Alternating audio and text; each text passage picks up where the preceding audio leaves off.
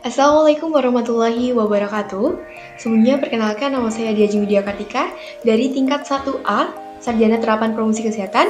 NIM saya P17511233048. Di sini saya akan menjelaskan Pancasila sebagai sistem etika. Pengertian etika sendiri ada 3, yaitu secara etimologis, berdasarkan bahasa Arab, dan secara umum. Secara etimologis, etika berasal dari kata ethos, Yunani yang memiliki arti kesusilaan atau adat. Berdasarkan bahasa Arab, etika adalah akhlak yang berarti perangi atau tingkah laku. Secara umum, etika merupakan kajian ilmiah terkait dengan etiket atau moralitas. Perlu diketahui bahwa aliran-aliran etika itu dibagi menjadi 3, yaitu aliran deontologi, aliran teleologi, dan aliran keutamaan. Untuk lebih jelasnya, ada pada slide selanjutnya. Untuk yang pertama adalah aliran etika deontologi. Aliran ini dikemukakan oleh Immanuel Kant. Etika deontologi ini merupakan etika yang memandang bahwa tindakan akan dinilai baik atau buruk berdasarkan tindakan tersebut, sesuai atau tidaknya dengan kewajibannya. Aliran etika deontologi. Kewajiban moral sebagai manifesti dari hukum moral, di mana hukum moral merupakan suatu yang sudah tertanam dalam setiap diri pribadi manusia yang bersifat universal. Selanjutnya adalah ukuran kebaikan dalam etika deontologi dapat dilihat dari kewajiban, kemauan baik, kerja keras, dan otonomi bebas tanpa adanya paksaan dari luar.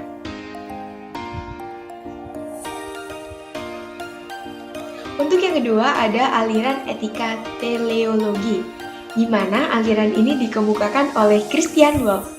Etika aliran teleologi ini memandang bahwa baik buruk suatu tindakan dilihat berdasarkan tujuan atau akibat dari perbuatan itu.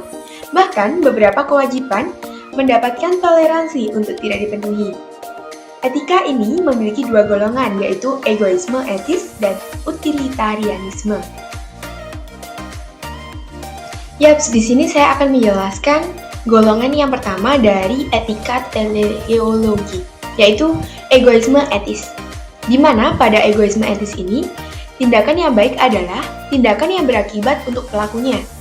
Secara moral, setiap orang dibenarkan mengejar kebahagiaan untuk dirinya dan dianggap salah atau buruk apabila membiarkan dirinya sengsara dan dirugikan. Untuk yang kedua adalah utilitarianisme. Pada golongan ini menilai bahwa baik buruknya suatu perbuatan tergantung bagaimana akibatnya terhadap banyak orang. Jadi, etika golongan ini akan dianggap baik ketika mendatangkan manfaat yang besar bagi banyak orang. Namun sayangnya, dalam golongan utilitarianisme ini memiliki beberapa kelemahan, yaitu sebagai berikut. Yang pertama, etika ini membenarkan adanya ketidakadilan, terutama terhadap minoritas. Yang kedua, masyarakat lebih melihat kemanfaatan itu dari sisi kuantitas materialistik. Yang ketiga, terkait dengan masalah ekonomi, hal-hal yang ideal seperti nasionalisme akan terabaikan. Yang keempat, kemanfaatan yang dipandang oleh utilitarianisme sering dilihat dalam jangka pendek. Yang kelima, tindakan yang melanggar nilai dan norma atas nama kemanfaatan yang besar dapat dibenarkan. Dan yang terakhir adalah mengalami kesulitan dalam menentukan mana yang lebih diutamakan, kemanfaatan yang besar namun dirasakan oleh sedikit masyarakat. Dan yang ketiga, ada aliran etika keutamaan. Aliran etika keutamaan merupakan etika yang membahas tentang pengembangan karakter moral pada diri setiap orang. Jadi, orang tidak hanya melakukan tindakan yang baik, melainkan menjadi orang yang baik. Dan pada etika ini, karakter moral ini dibangun dengan cara meneladani perbuatan baik yang dilakukan oleh tokoh-tokoh besar. Etika keutamaan ini memiliki kelemahan juga. Yang pertama adalah tokoh-tokoh yang dijadikan panutan beragam, sehingga konsep keutamaan menjadi sangat beragam pula, dan keadaan ini dikhawatirkan akan menimbulkan benturan sosial. Yang kedua, kelemahan etika ini diatasi dengan cara mengarahkan keteladanan tidak pada figur tokoh, tetapi pada perbuatan baik yang dilakukan oleh tokoh itu sendiri. Sebelumnya kan kita sudah membahas dasar terkait etika, pengertian etika, dan aliran-aliran etika. Di sini kita akan membahas apa itu etika Pancasila. Etika Pancasila adalah etika yang mendasar penilaian baik dan buruk pada nilai-nilai Pancasila, yaitu nilai ketuhanan, kemanusiaan, persatuan, kerakyatan, dan keadilan. Di mana suatu perbuatan dikatakan baik bukan hanya apabila tidak bertentangan dengan nilai-nilai tersebut, namun juga sesuai dan mempertinggi nilai-nilai Pancasila tersebut. Pancasila sendiri memiliki 5 sila Pancasila. Yang pertama adalah nilai ketuhanan, di mana nilai ketuhanan ini secara hierarkis dikatakan sebagai nilai yang tertinggi karena menyangkut nilai yang bersifat mutlak. Suatu penilaian dikatakan baik apabila tidak bertentangan dengan nilai, kaidah, dan hukum Tuhan. Untuk yang kedua ada nilai kemanusiaan, sesuai dengan sila Pancasila yang kedua. Suatu perbuatan dikatakan baik apabila sesuai dengan nilai-nilai kemanusiaan.